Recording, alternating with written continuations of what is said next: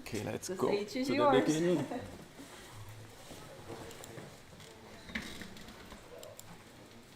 So, yeah, for you guys, oh, let me show up. Hello, I'm Rafael, and I'm here to make my presentation about my peer-to-peer network library, which I hope will be very helpful for everyone.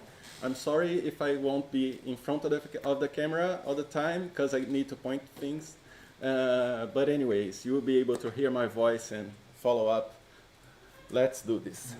So, first of all, what was the problem? I had a couple of games in the past that I did, like jam games and smaller games. And I've always wanted multiplayer games because, after all, it was on the web. I always did JavaScript. And I mean, we are on a browser, so why are we not doing multiplayer? So I always wanted to put some kind of multiplayer setup there, but it was really hard because you need this dedicated server that will connect to everyone, and usually people have their own servers or they pay a service like Heroku or something like that, and then you have to go through the documentation of the service to access the service and create account and password and all this kind of stuff. And even when you do all this stuff, it could still go down for a bunch of different reasons. It could be that the company just went down, as it happened to me. It could be because they changed pricing plans and there's no more free service, as happened to Heroku. Or it could be like happened to my Dota card game, that just Steam was like in a battle with Blizzard and they won the content copyright that was from the people who made the game, and the community got nothing. And then all of a sudden my game got a DMCA copyright notice saying you can't keep this game online. So yeah, and Heroku of course would never, and any other service would fight a battle for me, right? So I mean, I think we as a community should have the right to put our games there and have multiplayer. So after this technology came to browsers called RTC, and that goes for real-time communication, which is basically peer-to-peer communication, networking. I thought that I would be able to make something clever that would allow people to multiplayer without dedicated servers. But it wasn't so easy. So first of all, for you guys who don't have a network background, the main difference between the client server and the peer-to-peer architectures is that the server is usually the signaling server. It will tell everyone who's online, who's offline, and it will manage the whole game state and everything else. While when you are in a peer-to-peer networking, everyone can talk to everyone else, and you can have two different setups for peer-to-peer. One is to elect one node to be the server, and if he goes offline, you have a small time, and then a new peer will become the server. Or you can have mesh networking, and that's when everyone has a bit of the work, and it's distributed. But anyways, most of the AAA games in the past used client servers, and in the past 5 years or so, we have some games using peer-to-peer as well. But there's a catch. Even peer-to-peer, it does require some servers, and that's what we call a stun server. And what it does is to find a path between the peers and inform each one what is this path.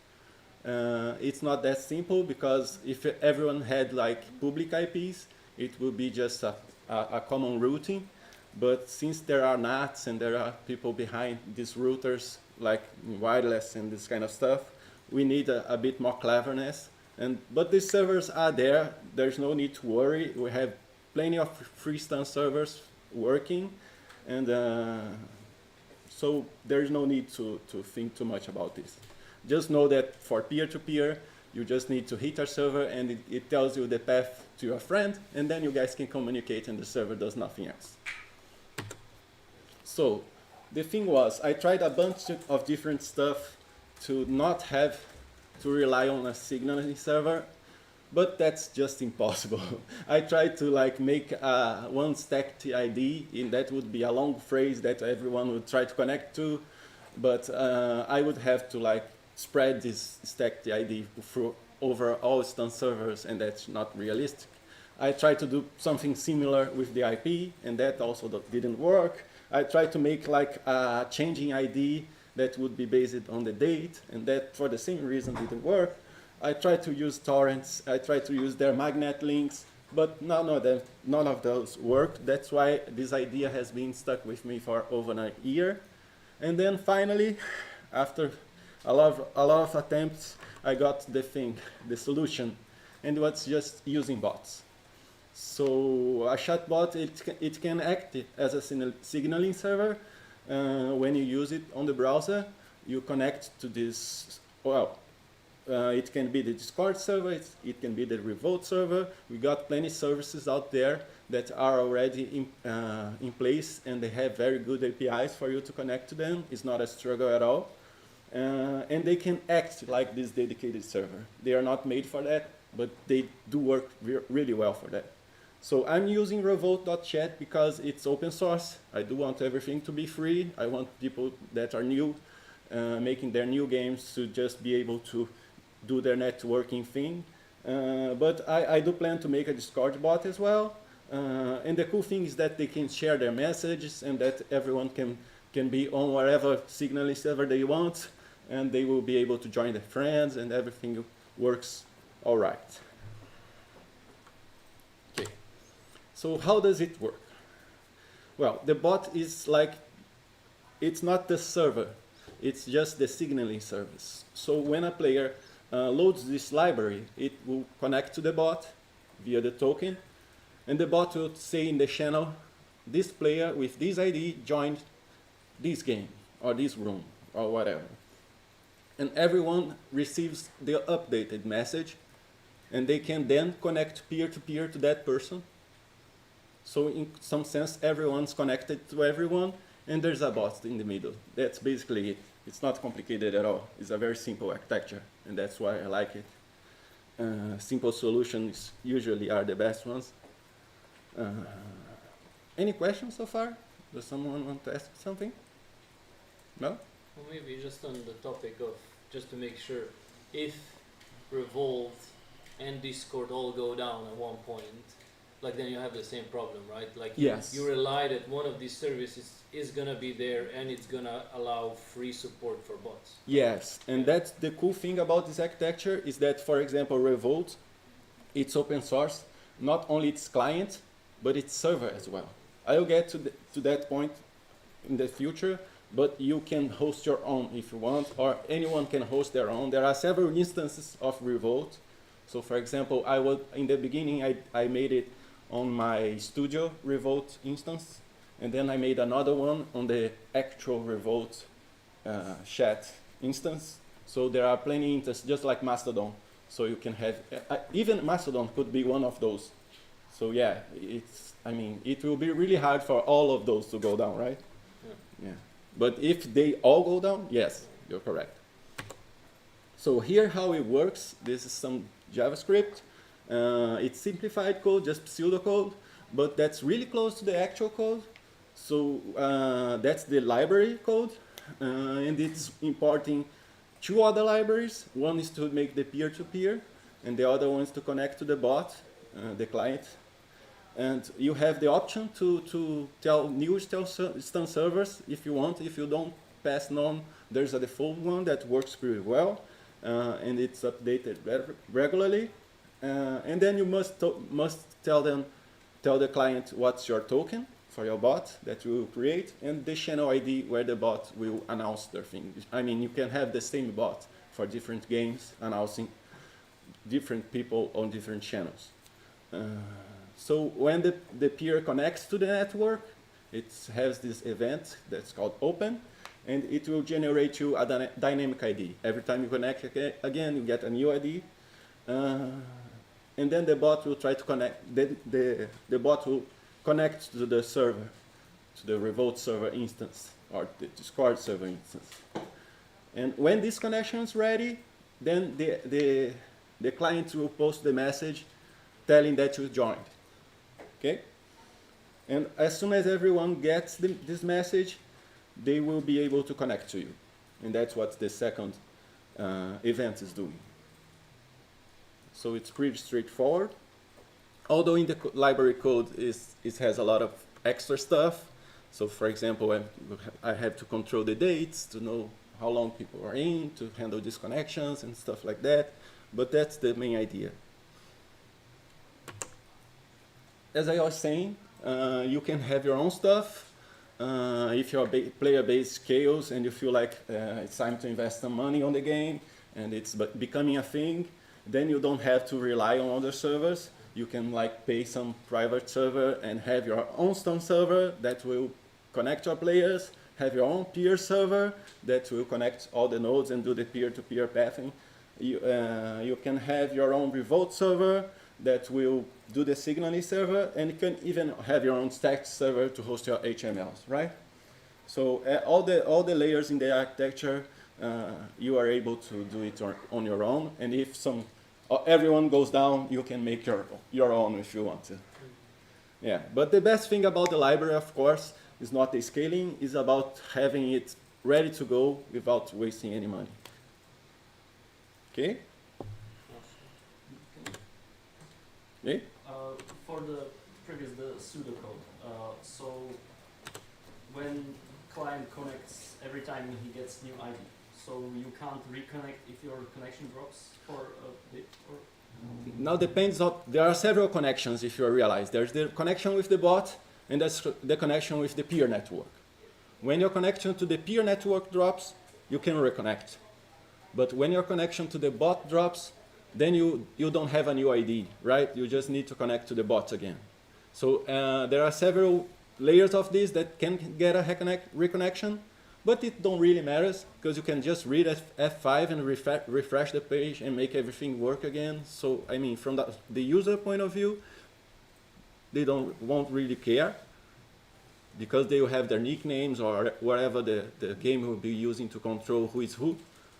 And this whole ID server stuff is just from my point of view as an implementation of the architecture. Because the user, if the website all of a sudden goes offline and it's not responding well, they will just refresh it. It's a web game after all, right? Mm-hmm. But yeah, there are several ways to reconnect, and especially for the peer-to-peer, I have already implemented automatic attempt of reconnection and stuff like that. If you want, I could show you the code. You want to see it? Okay, let's see the real thing. Okay, so same lines: import the client, import the peer, and for it. Can you zoom in? Sure. Yeah, thank you. So we are importing things. Those are some options. So the player limits, how long before you consider them to have disconnected, and stuff like that. And the libraries options over here. We have the library options and the links for them because they have a bunch of options as well. And the disconnect thing.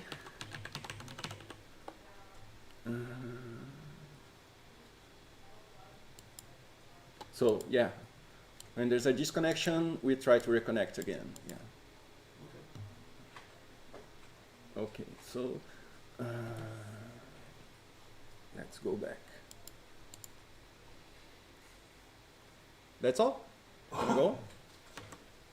So how it works, as I said, you create your bot, and that's a bit more complicated in Revolt than it's in Discord, but not that complicated. You just need to invite your bot. That's the only extra step there is.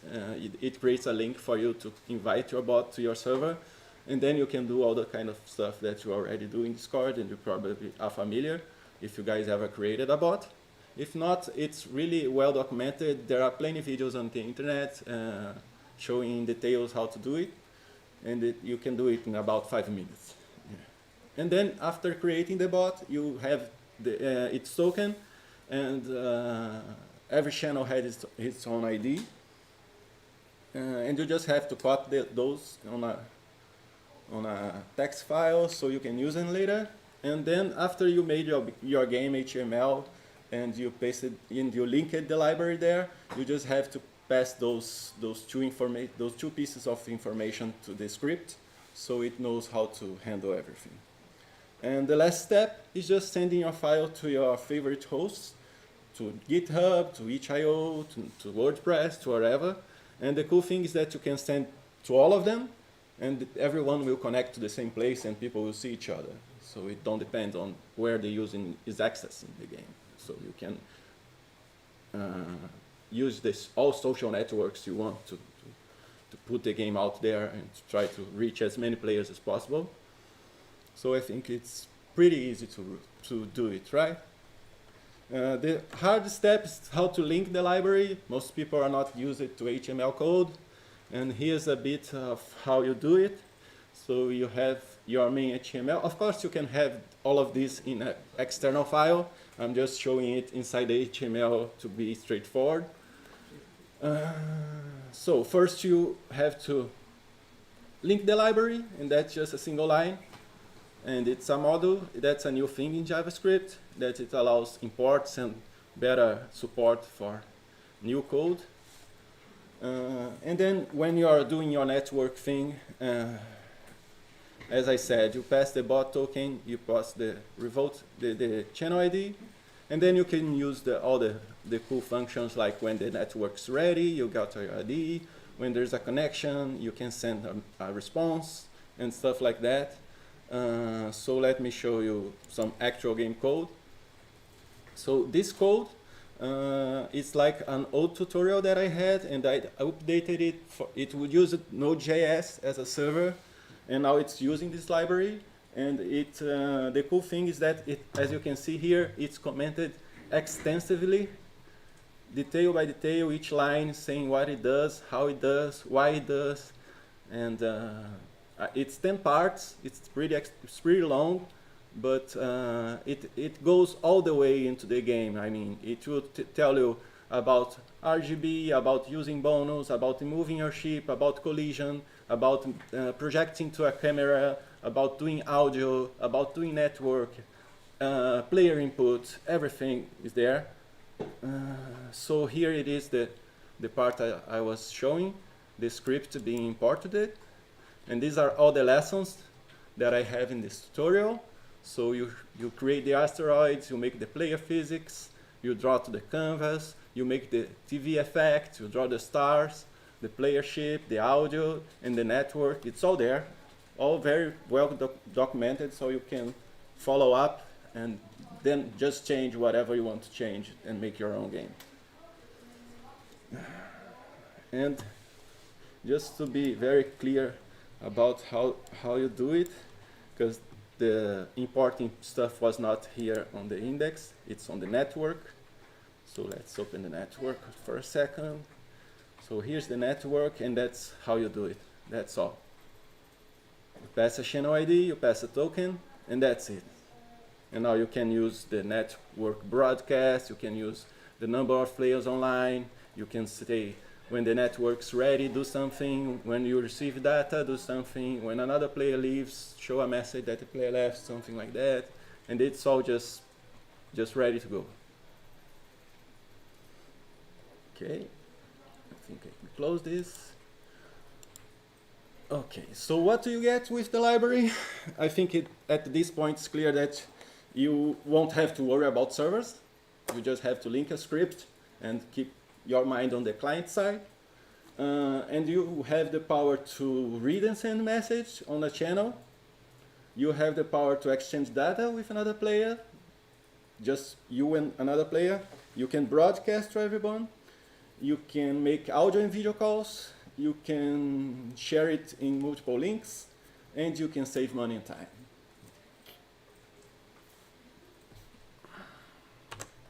So testing it out, now I hope this time I won't look bad like last time. So let me add it, put some color in it. Okay, cool. Now let me open on my phone, and you guys can, oh, wait a second, let me go back, and this is the link. If you guys want to join and try this crazy stuff with me. Oh, my phone turned it off. Oh, that's cool.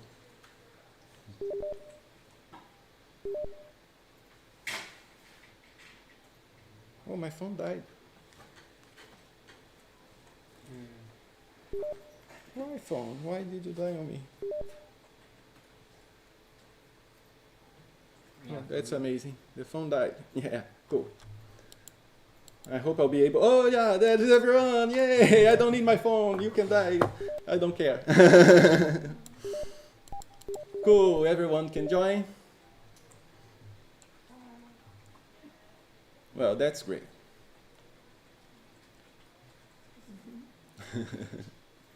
I'm happy. Okay, so I think I can move on. I think the demonstration was a success.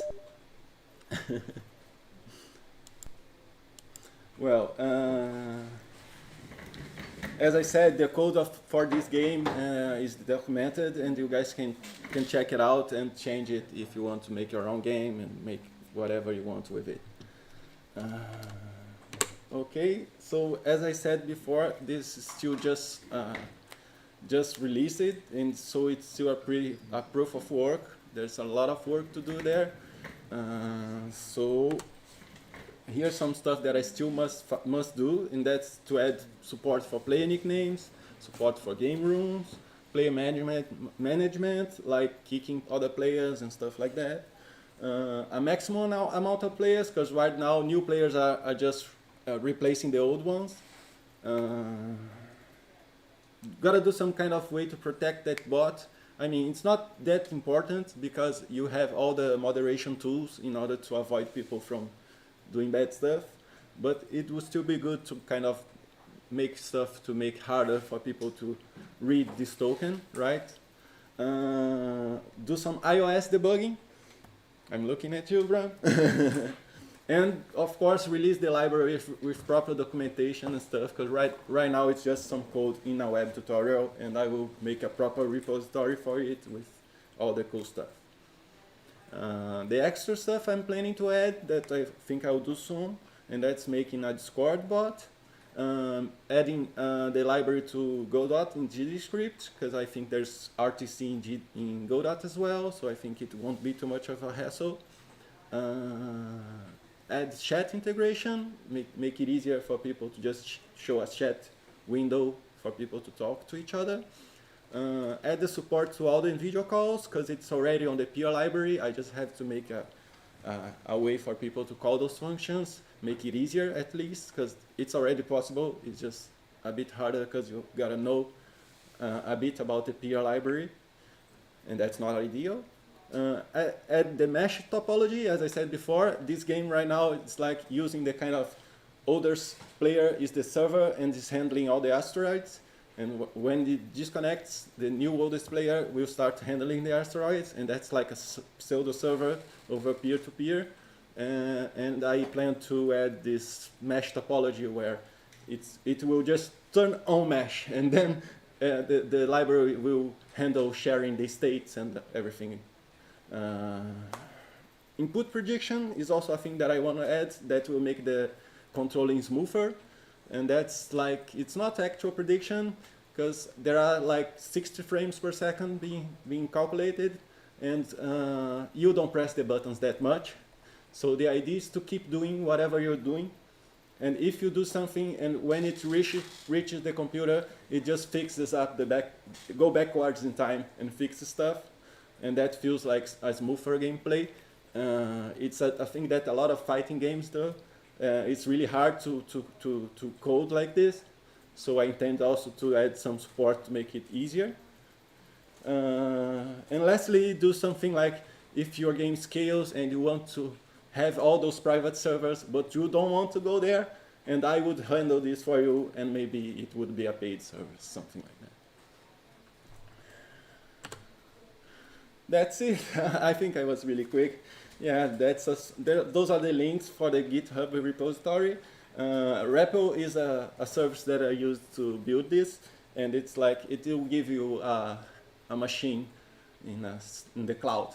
So yeah, it kind of also solves this kind of networking stuff really easily, and you can use all the codes without installing them in your machine. So I really recommend it for everyone that's starting to code. And you can just mess it up with the game there, and no risks, no downloads, nothing like that. Well, and that's all. Please, questions, feedback?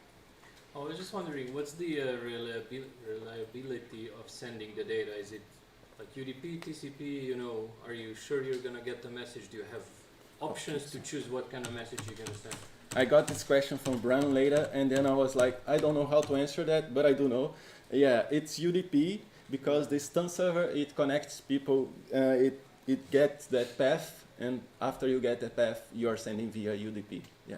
So basically, when you broadcast, when you say, well, either to the certain person or broadcast to everybody, your library itself does nothing to ensure that that data actually gets to the other side. Right now, not. Yeah. But that might be a thing to add to the roadmap, for sure. Yeah.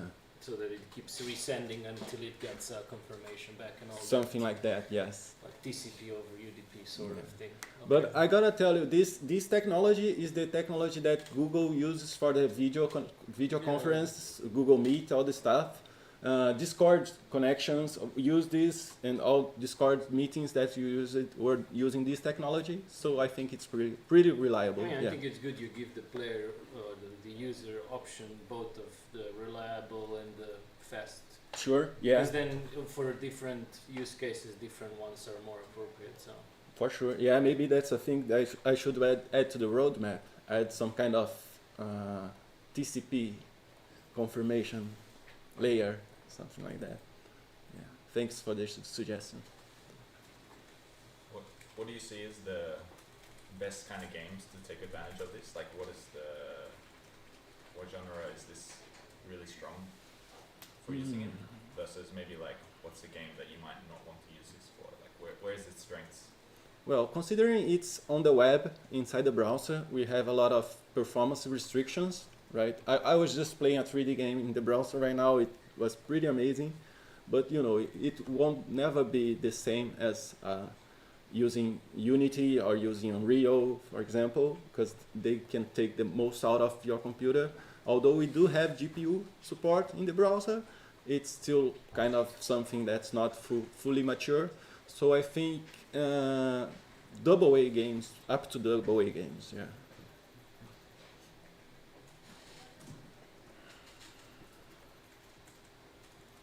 Any other questions?